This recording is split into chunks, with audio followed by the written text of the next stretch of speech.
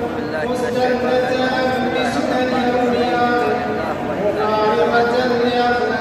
آج کا یہ عظیم سانحہ قابل برداشت ناقابل بیان سماحت سید سعید الحکیم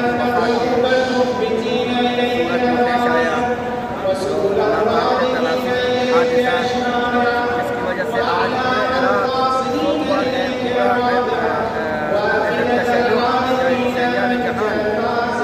ہم کے عالم میں ہیں.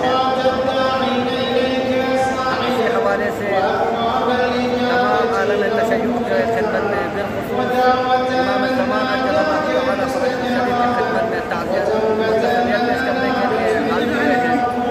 اس دعا کے ساتھ خداوند عالم مرحوم کے درجات بلند فرمائے اور تمام علماء اسلام کو تمام اہل تشیع کو شیعان جہاں کو صبر جمیل عطا فرمائے. السلام علیکم ورحمۃ اللہ وبرکاتہ.